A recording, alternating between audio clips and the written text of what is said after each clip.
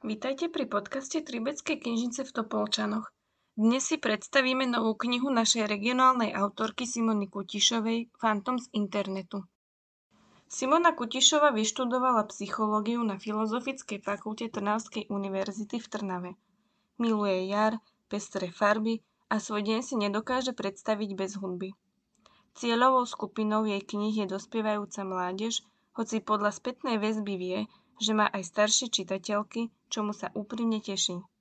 Do príbehov sa snaží zakomponovať situácie, s ktorými sa mladí ľudia v živote stretávajú, aby vedeli, že na svoje ťažkosti nikdy nie sú sami. Riadi sa tiež heslom, že hoci nemôže zmeniť druhému človeku celý jeho svet, aspoň časť áno, hoci aj svojou knihou. Blanka prežíva ťažké dni. Po niekoľkoročných nezhodách medzi rodičmi od nich odchádza otec a zakladá si novú rodinu, čo jeho dcéra ťažko znáša. Aj priateľstvo s najlepším kamošom sa jej akosi rúca. Snaží sa s tým vyrovnať ako vie, keď tu do jej života vtrhne internetová známosť. Pomáha jej zvládnuť novú situáciu, zabudnúť a cítiť sa sexy. Veď písať si s cudzým človekom je také oslobodzujúce, príjemné, dráždivé a nebezpečné. Stačí okamih a rozprávka sa mení na nočnú moru, z ktorej niet úniku.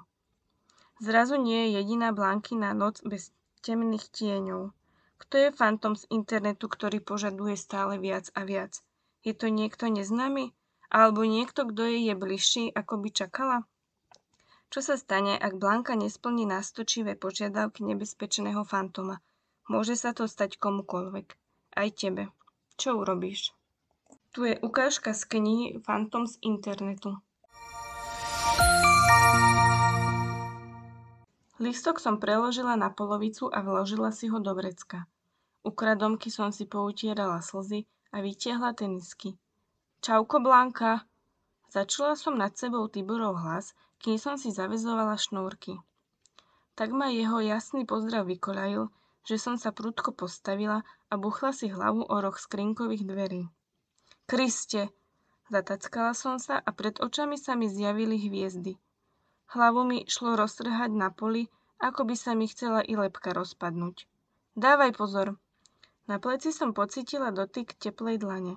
Hoci sa mi pred očami zahmlilo a nemohla sa na Tibora pozrieť, cítila som voňavku, ktorú používal. Pre túto situáciu by som donedávna vraždila, ale keď sa konečne stala, oželela by som ju. Už je dobré? Kokos, až som sa zľakol. Slabo sa na mňa usmial, keď som zdvihla hlavu a konečne mu pozrela do očí. Si nejaká zelená. Žalúdok sa mi krútil ako na adrenalinovom kolotoči.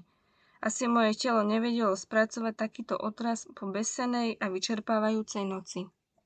Čo bude ďalej?